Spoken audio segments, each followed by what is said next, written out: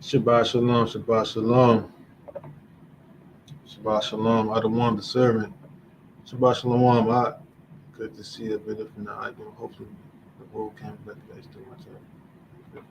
Hey, all praise to the Most High, man. All praises to God. Man, Lord willing, they edify you. So we want to start in a minute, though. I just want to wait for a second. So just give me a minute. I'm trying to pull up this screen. Let me see. How do I do this?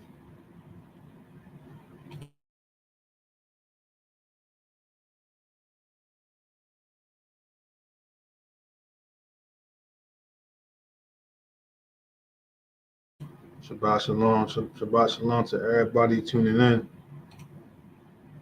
Let's do this. I'll do this right here. What is this? I'm gonna start in just a moment.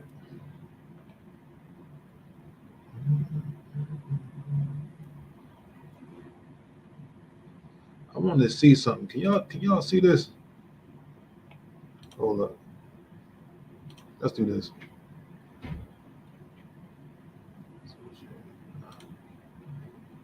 You know what? Let's do this.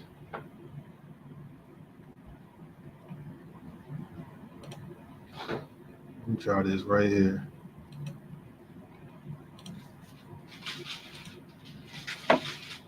Oh, it's not letting me. Let me see. I'm trying to share my screen real quick.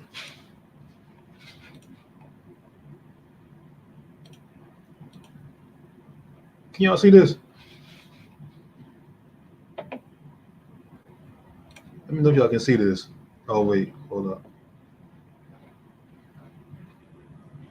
I think y'all can. Isaiah Shabbat Shalom, Shabbat Shalom. Y'all see the title? No abide in the city in this world. That's today's lesson. So I'm trying to pull this up real quick because I just want to go through this. Can y'all see this? This is crazy. Yo, this is wild. Like this is a whole.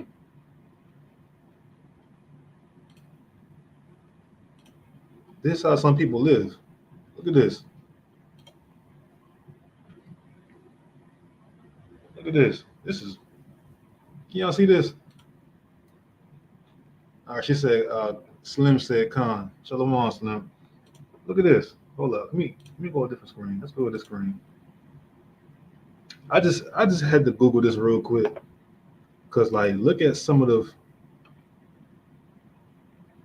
the cities in the world.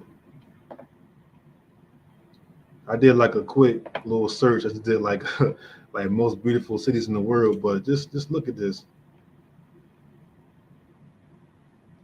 No, I'm gonna on that. Let me see. Like look how look how the nations be living. This is how they living. Let me see. Let me try to find a different one. Because I'm going away with all this. I'm making the point when I show this.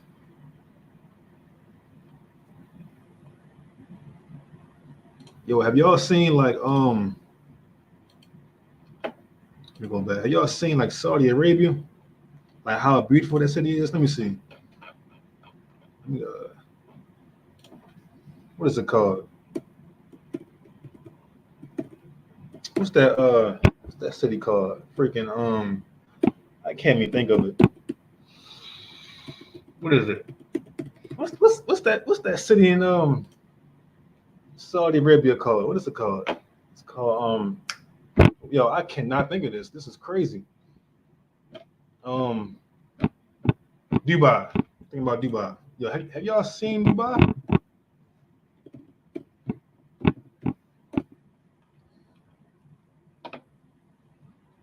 Let me see if they got like some of the yo, Dubai. I seen like a video of Dubai. I'm like, yo, this is crazy. I'm not gonna lie. Dubai looks very nice. It looks very nice. I'm not even gonna hold you. Is that Dubai too? I'm gonna see all that. And I think Dubai is like one of the top cities in the world, something like that. as far as that's like how they designed their city and the wealth in it, something like that. Is this it? What did it say? It say I just seen it. It said Dubai ranks one of the best in something. I forgot what it said. Where it go? I don't know. This is Dubai though. Let me see. What else they got? I don't know what this is. Is this real? No, that's not real.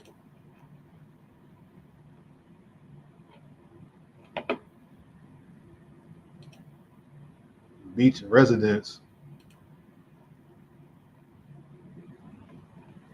Like the cities that be out here that's over the world is crazy. And it's many more. It's many more. It's literally many more. But I'm making the point with this, right? Because we see all this. Like, look at this house right here. Like, this is a whole mansion. We see all this, and that look crazy. I can't imagine living there. Like, look at this one. Like, these are actual places that people be living in, actual homes and cities. So look, right? Because I'm making the point. I'm making the point. How do I stop sharing my screen? How do I stop this? Okay. So I'm making the point, right? We see all that. That place, that's all these things that we seeing, these cities, these buildings, these homes, that stuff is not for us. That's not for us. That is for the people of this world. That's for them. All those buildings and the cities and infrastructure and all that, and all those estates and everything, that's for them. That's not for us. Ours are far, far beyond better. Our place, our city is far better. We are only a pilgrim in this time. We are only a pilgrim in this time. Ours comes later. Ours is going to be way better than any top city you can think of in the world. Any best, most expensive, most craziest mansion you can think of. Ours is going to be way better. Right now, we are in a state of a pilgrimage, meaning a long or far journey. Because that's what the pilgrim is. As a matter of fact, let me go ahead and define pilgrim before we get started. Let me go ahead and define pilgrim.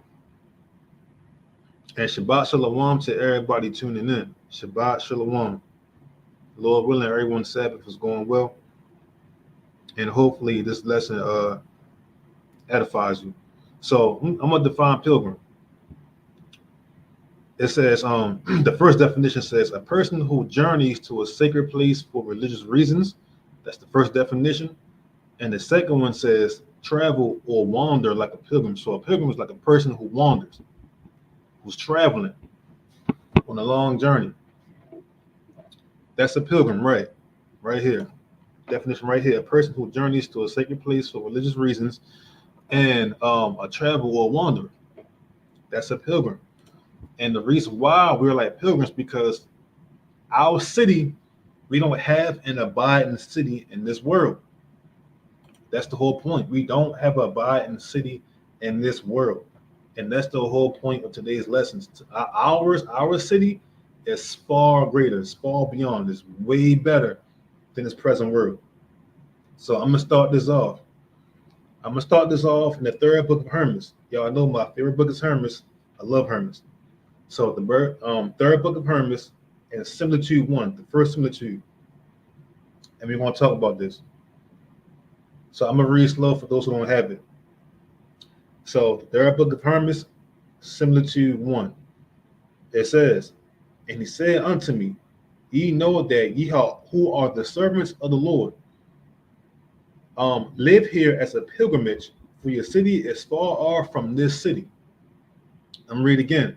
It says, he said unto me, ye know that ye who are the servants of the Lord live here in this present time as in the pilgrimage, for your city is far off from this city. So our city is far off from the city that we live in now. This city that we live in now, no matter where we are in the world, the city that or the place that we're in is not our city. That's why when you go to Micah 2:10 real quick, read that real quick in the book of Micah, chapter 2 and verse 10. The Lord says this. Micah chapter 2 and verse 10. It says, arise ye and depart, for this is not your rest, because it is polluted, it shall destroy you, even with the sore destruction. So this place that we're in now, the cities that we're living in now in this present time, it's not our rest. Meaning it's not the place where we can relax and set up shop and settle down. Because a pilgrim, they go to a country or a different place and they settle. They get settled in. They get settled in and they establish themselves. So today, like today's time, the where we're living in is not ours. It's not for us to settle in. It's not our rest. Our own country, our own city is far off. That's why we're in the pilgrimage. We're journeying to get to that place, to get to that city of our own. So I'm gonna go back to similitude in verse 1. I'm gonna go back to Hermas. I just want to bring it up real quick. But it says, and he said unto me, ye know that ye who are the servants of the Lord live here as in a pilgrimage, for your city is far off from this city. Verse 2. If therefore ye know your city in which ye are to dwell, why do ye here buy estates and provide yourselves with delicacies and stately buildings and superfluous houses?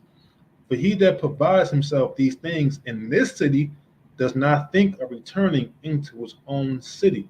So he's saying that, okay, if you know that this place that you live in now is not your rest, it's not your place to settle in, why do you get caught up in buying the state and in living in luxury and getting delicacies and establishing your house here? Why do you get caught up in doing that? Because the person who does that, who look and seeks to establish and settle where they are now, they're not looking to move. They're not looking to another city. They're not looking for something different. But their heart is set in this particular place. So we, as true Israel, we are to look for something better, to look for something better. Excuse me, because this right here, this place here, is not our own. The things we see in the world is not for us. That's for the wicked. That's for the heathen and those who have their portion in this life. But ours is eternally and it's forever. We know this place right here is temporal. It's not going to be around forever. It won't last. It's not a lasting city. Ours is far greater because we know it's coming from the Lord. It's coming from the Most High. And when he established it, there's no end to it. That's eternity. So while we here now, we just a pilgrim. Yeah, we take a break now, but we look for something better. We're not here to get settled and get rested and get cozy. This ain't the place for it. Our country, our place, far beyond better, far greater. So let's continue. In verse 3, it says, O foolish and doubtful and wretched man, who understandeth not that all these things belong to other men and are under the power of another. So all these things of this time, this present time, in all these cities and countries, these things belong to other men, meaning, the wicked who's ruling right now, it belongs to them. They're the ones that's in control now. So even when we, have homes and things and stuff like that, we don't really own that. That's not even really ours. It belongs to them. Because this right now is for them to rule in and to reign in. Their city, their resting place is temporal. So I read again verse 3. It says, O foolish and doubtful and wretched man, who understands not that all these things belong to men and are under the power of another. For the Lord of this city said unto thee, either obey my laws or depart out of my city. Right, exactly. So the ones who lord over the lands today, they say, look, obey the laws or you can leave. No matter what country you go to, you have to obey their laws or you have to go. Verse 4, it says, what therefore shalt thou do who are subject to a law in thine own city? Canst thou for thy estate or for any of those things which thou hast provided deny thy law? So can you deny your own law? No, you cannot. It says, but if thou shalt deny it and will afterwards return into thy own city, thou shalt not be received, but shall be excluded thence. So even in your own city, you can't even deny your own laws in your own city. If you do, you'll be excluded. You'll be excluded from that city. Verse 5, it says, see therefore that like a man in another country, thou procure no more to thyself than what is necessary and sufficient for thee.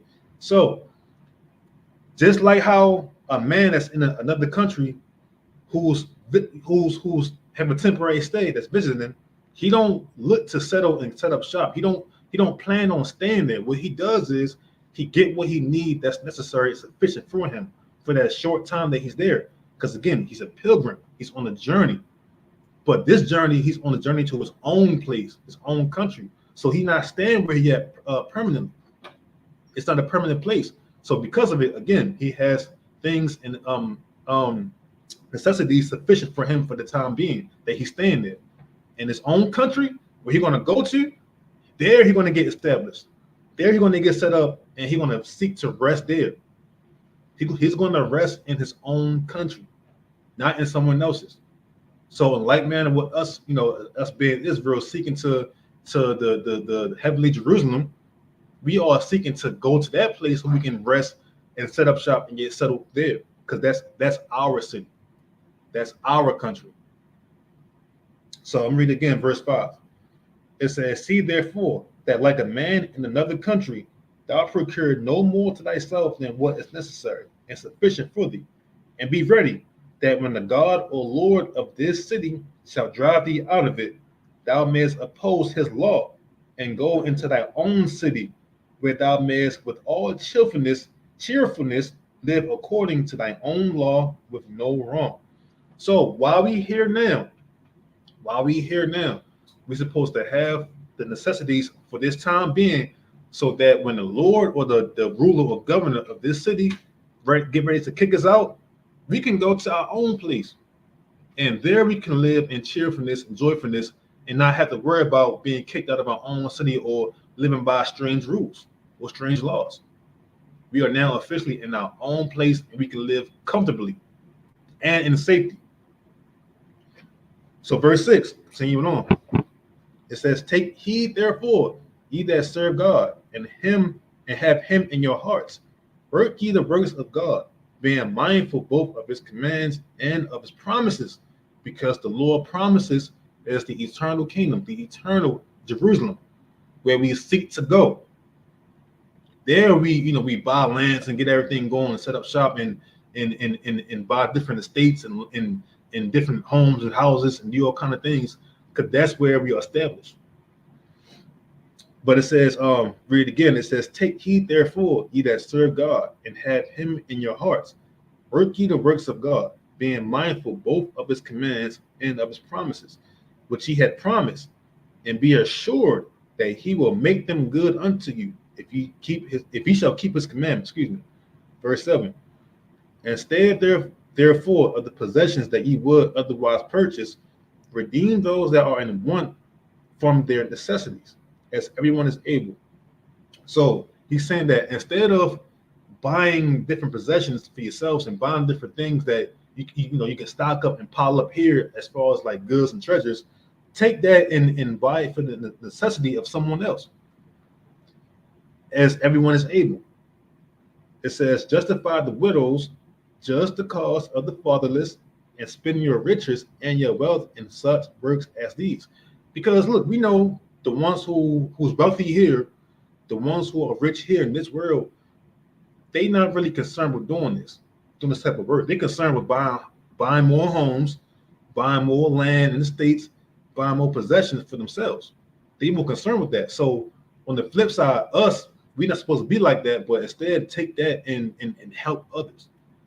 Occupy in that type of work. Let's go explain why. For this end has God enriched you, that you might fulfill these kind of services. It is much better to do this than to buy lands or houses, because all such things shall perish, with this present time. Exactly, because all these things, no matter how rich and wealthy you are, all that's going to go. It's all going to perish. It doesn't matter. It doesn't matter how much you have or how wealthy you are. It's all going to go. And it's material things, temporal things. But these type of works is non-tangible works. It's works of the Spirit. It's works of the Most High's love and Spirit. So I'm going to read again, verse 9. Verse 8. It says, "For this end has God enriched you, that ye might fulfill these kinds of services. It is much better to do this than to buy lands or houses, because all such things shall perish with this present time. But what ye shall do for the name of the Lord, ye shall find in your city, and shall have joy without sadness or fear. Wherefore, covet not the riches of the heathen." That's why I said before, all those things that we've seen, those few pictures that I showed you of the cities and different mansions and all that. These are the riches of the heathen. This time belongs to them. That's why they're so high the way they are. That's why they're so established the way they are. Because this present time is for them, not us. Ours come later on, and it's forever. So read again. It says, "Wherefore, covet not the riches of the heathen, for they are destructive to the servants of God. But trade with your own riches, which you possess, by which ye may attain unto everlasting joy. And do not commit adultery, nor touch any other man's wife, nor desire her, but covet that which is thy own business, and thou shalt be saved." But watch this. I'm going to go back to verse 10. It says, "But trade with your own riches, which ye possess, by which ye may attain unto everlasting joy." So you got to trade all these things, and the things that you have now, help those that really need it, because what you're doing is you're not storing up treasures on earth, you're storing them up in heaven. You're storing them up in heaven. So that way, when it's time to go to your country, your own city, you're going to have this mass treasure laid up of good works and good things you have done while you was a pilgrim on the earth. Now imagine that you get to your city, your country, your heavenly place where you'll spend forever at, and you have all these treasures. We don't know what they are, but we know we have them because we have good works when we was on earth and help those that was of the Lord. So imagine that. And you better believe that the treasure that we will have with the Most High in the kingdom of heaven is far beyond, it's far greater, it's far better than any earthly possession, any earthly treasure. It's far better. It's far beyond. We can't even imagine it. So let's go to Matthew real quick. Let's go to Matthew chapter 6, verse 19 through 21. And we know the scripture right here. We know the scripture right here. So Matthew chapter 6, verse 19 through 21. It says, "Lay not up for yourselves treasures upon earth, where moth and rust doth corrupt, and where thieves break through and steal." So don't seek to set up shop and seek to possess all these possessions and treasures. Don't do that, because it's going to get old, it's going to get rusted and dirty. It's going to get old, you know what I'm saying? And then people can steal it, because the world is evil. People can steal it. Verse 20, it says, "But lay up for yourselves treasures in heaven, where neither moth nor rust doth corrupt, and where thieves do not break through nor steal." Because in the heavenly treasures, it's in the eternal kingdom where nothing gets old, nothing gets stolen, nothing gets broken. So you store these things up in your own city. You store these things up. You look to heap possessions in your own city, which is the heavenly kingdom, where, like I said, it won't get old, it won't break down, it won't get stolen, because that's the place that we look to set in. She's going to explain why as well. Let's continue to read. Verse 21. It says, "For where your treasure is, there will your heart be also." Right. So if you're looking to store things here, to gain possessions here, to gain lands, to gain houses, to gain business here, your heart is going to be here. Meaning, if you're doing these things now in this world, your mind is not on the eternal city. Your mind is not on your own country. You now forget those things, because you're already set up here. You're looking to get established. You're trying to make this place your rest, and it's not it. we supposed to seek for a better country, a better place, a better way of living, and a better city. So our heart's supposed to be on that. So that's why when we read in Similitudes, when he mentioned about, buying those the necessities that they need and helping the widows and the fatherless, when you're doing those things, you're storing up treasures for when you get to your own country. That shows that your heart is there. Your heart is not in this temporary place. Your heart is on the place to come. So that's where our desire should be. While we are pilgrim on the earth, our desire should be there. So let's go to Exodus 6 real quick. Exodus, the 6th chapter, because we see it back then, and with Moses and Israel, they was in the city that was not theirs. They were in Egypt before they even got enslaved. They came down and settled in Egypt, and then afterwards they got enslaved. But the Most High brought them out. That was them starting their pilgrimage to their own land, to their own place. But of course, Israel hardened their hearts, didn't fully believe, and was murmuring. They weren't allowed to go in. That first generation, they weren't allowed to go in. But the Most High was bringing them on their pilgrimage to their own place, the land of Canaan. That's the land they're going to settle in. That's the place the Most High desire for them to be in, not in Egypt. Which is why I forget what scripture, but I forget what it was. But they wanted to go back into Egypt because they was talking about all the benefits they had there, the good things. They wanted to go back because they didn't trust in the Lord. They thought that they was going to kill them in the wilderness. So they wasn't really mindful of that better country he had for them, the land that flows with milk and honey. They weren't mindful of that. They just wanted what they had back in Egypt because to them that was decent enough. No, our minds want far better things, a far better country. So let's go to Exodus 6, verse 1 through 8. Exodus 6, verse 1 through 8. Where we at? Here we go. Verse 1.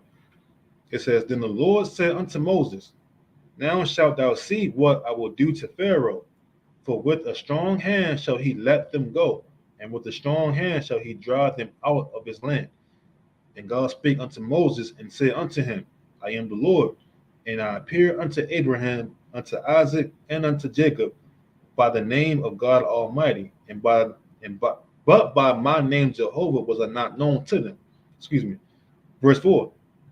And I have also established my covenant with them to give them the land of Canaan, the land of their pilgrimage, wherein they were strangers, because we were strangers in the land of Egypt. While we were strangers, Egypt is not our homeland. We only settled there for a short time. Verse 5. And I have also heard the groanings of the children of Israel, whom the Egyptians keep in bondage, and I have remembered my covenant. Wherefore say unto the children of Israel, I am the Lord, and I will bring you out from under the burdens of the Egyptians, and I will rid you out of their bondage, and I will redeem you with a stretched out arm and with great judgments, and I will take you to me for a people, and I will be to you a God.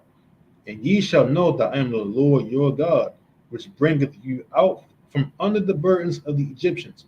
And I will bring you in unto the land concerning the which I did swear to give it to Abraham, to Isaac, and to Jacob. And I will give it you for an heritage. I am the Lord. Right, so we see back then that they was on their pilgrimage, and the Most High was going to bring them to their land, to their own land, where they can set up everything and get established and get comfortable. That was that place. But even when you look at this, the story here, the whole Exodus, the whole story, that was even a foreshadow of the real, of the truth, which is heavenly Jerusalem, eternal Jerusalem. Right now, we're on the pilgrimage, and the Most High is going to bring us out to that place, a much beautiful, much better place. And we can't imagine what that's like. We can't even think of it to the slightest degree of what that place is like. That's the beauty in it, because we know whatever we see here, whatever we see here is not compared to what's coming for us. It can't be compared to nothing. Go to 1 Corinthians 2:9 real quick. 1 Corinthians chapter 2 and verse 9. We know for a fact that the place that's coming, the eternal city, the city of Christ, cannot be compared to anything that we have seen in this world. That's why scriptures say this, 1 Corinthians 2 and 9. It says, but as it is written, I have not seen, nor ear heard, neither have entered into the heart of man the things which God had prepared for them that love him. Right, so the Most High is literally preparing a place for us, for those that love him. No eye seen it, no ear heard, no, it wasn't built by man's hands. No man laid the foundations and mapped out the city. No man does that. And we know when the Lord creates something, it's beautiful beyond understanding. It's beautiful beyond understanding. And guess what? That place is literally for us. Literally for us. If we maintain in our pilgrimage and maintain and trust in the Lord, that we will receive that place in due time. So I'll read again, 1 Corinthians 2 and 9. But as it is written, I have not seen, nor ear heard, neither have entered into the heart of man the things which God had prepared for them that love him.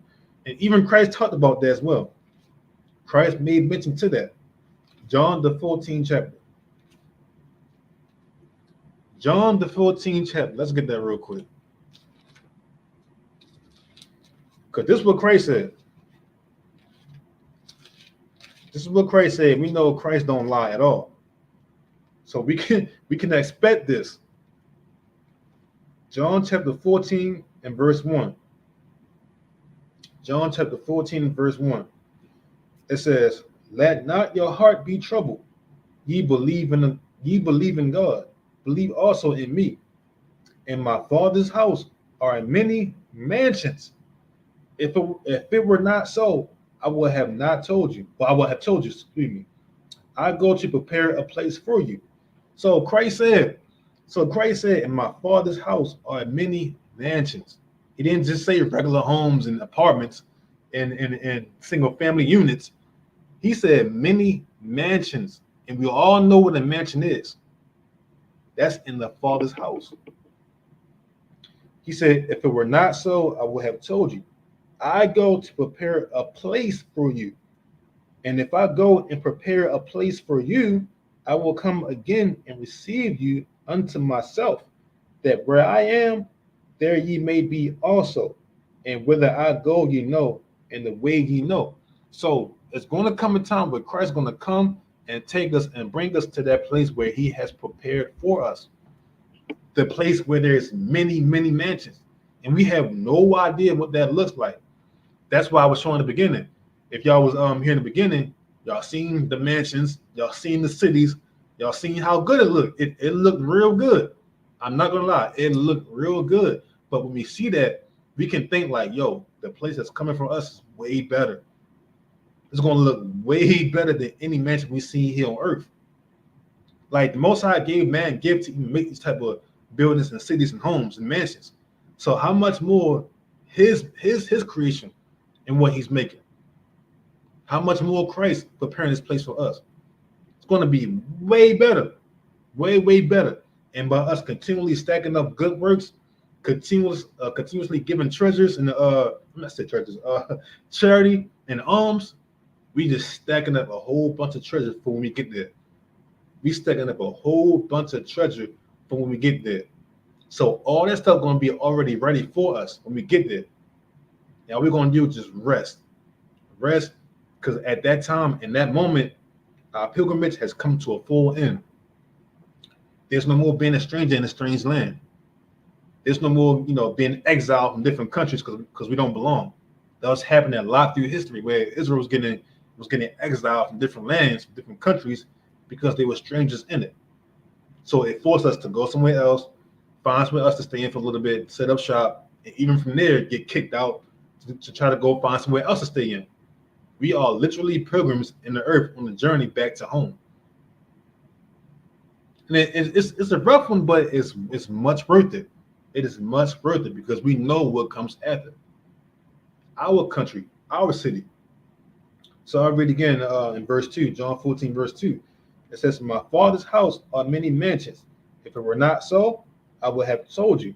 I go to prepare a place for you. And if I go and prepare a place for you, I will come again and receive you unto myself, that where I am, there ye may be also." And we're going to be with Christ forever. We're going to be with Christ and the Most High forever.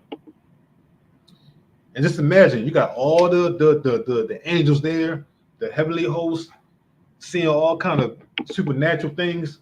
Because at that time, the Most High going to really just open up the floodgates of His love and His gifts on His people. So we can't imagine what's going to be like. We can't. But that's the hope we have. That's something we can know for a fact that we got something to look forward to, without a shadow of a doubt.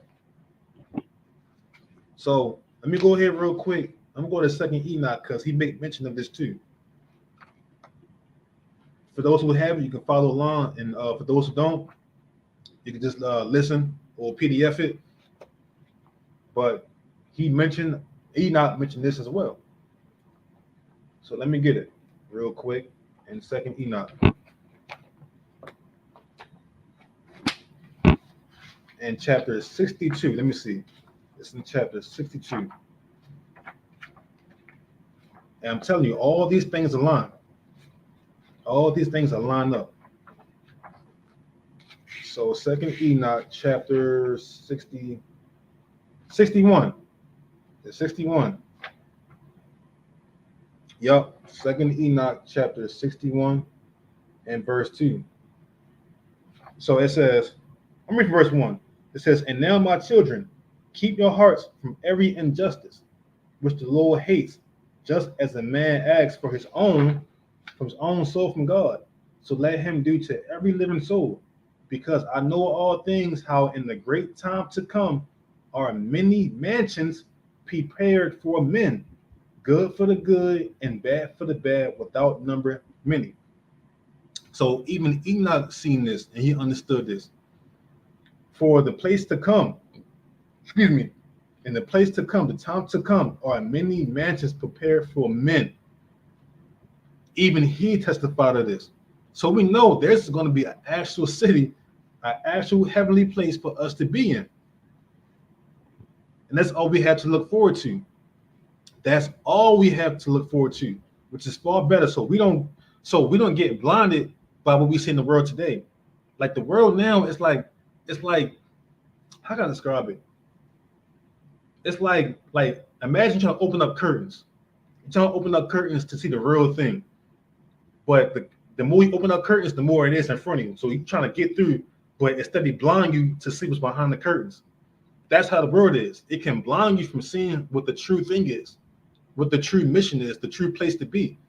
Through all the houses, through all the cities, the nice lands you can get, the possessions you can get here, it can blind you. So while you're trying to get through, you can't really see the real place to get to, or you can't really see what's behind the curtains. But what's behind the curtains is that eternal Jerusalem, that eternal place, that place of pure rest and joy and safety, and many, many mansions for the righteous. So again, it says, "I know all things in the great time to come are many mansions prepared for men, good for good and bad for the bad, without number many." So when Christ said there are many mansions, that's like an understatement. We know when Christ speaks, it's an understatement to what he's really saying. Because we know that word many, he means it. He means there is many, many mansions. There is many mansions there. So let's go to Hebrews 11 real quick. Hebrews 11. And we're going to start this on verse 8. Hebrews 11. And I'm going to start this on verse 8.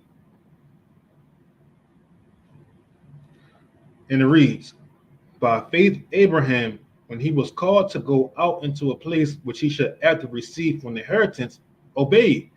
And he went out, not knowing whither he went." So Abraham went out on faith. He obeyed the Most High voice to go out, not knowing he even going. It says, "By faith he sojourned in the land of promise, as in a strange country, dwelling in the tabernacles with Isaac and Jacob, the heirs with him of the same promise. For he looked for a city which had foundations, whose builder and maker is God. So I'm reading again. It says, by faith he sojourned in the land of promise, as in the strange country, dwelling in the tabernacles with Isaac and Jacob, the heirs with him of the same promise. For he looked for a city which had foundations, whose builder and maker is God. So Abraham looked for this eternal place. It says, through faith Sarah also received strength to conceive seed and was delivered of a child when she was past age, because she judged him faithful who had promised. It says, therefore spring there even of one in him as good as dead, so many as the stars of the sky and multitude, and as the sand which is by the sea shore innumerable. It says, these all died in faith, not having received the promises, but having seen them afar off, and were persuaded of them, and embraced them, and confessed that they were strangers and pilgrims of the earth. It says, for they that say such things declare it plainly, that they seek a country. And truly, if they had been mindful of that country from whence they came out, they might have an opportunity to return. So they understood that they seek for a better country. They understood that they seek for the true promise, that the Most High was going to give them in the resurrection. In verse 15, it says, and truly, if they had been mindful of that country from whence they came out. So if their heart and mindset was on the country that they came from, as Israel was when they came out of Egypt, because like I said, they wanted to go back into Egypt. So if they was mindful from the country they came out of, they might have the opportunity to have returned. So if their heart and their desire and their mind was to be set on the country they came from, they would have wanted to go back. They would have wanted to go back, because they would have not been mindful, and their mindset would not have been on a far better country. Verse 16, it says, but now they desire a better country, that is an heavenly. Wherefore God is not ashamed to be called their God, for he had prepared them a city. You see that? So by us being mindful of this place that we live in now, by us having our mindset on this present world, on these different cities, these different houses and homes, lands that we can get, we're not mindful of the eternal place that the Most High has prepared for us.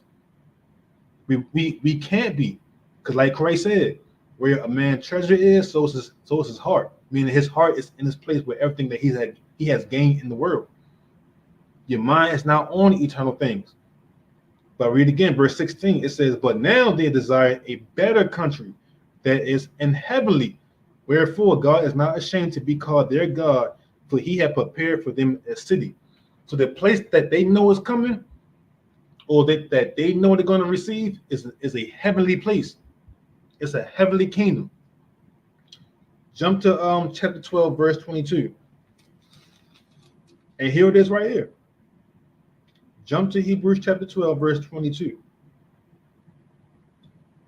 It says, but ye are come unto Mount Zion, and unto the city of the living God.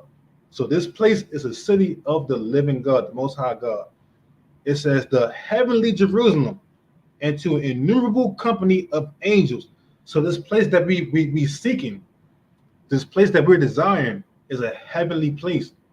It's not earthly. It's not made with man's hands. It's not made by bricks and mortar and asphalt and concrete and plywood and stubs. It's not made.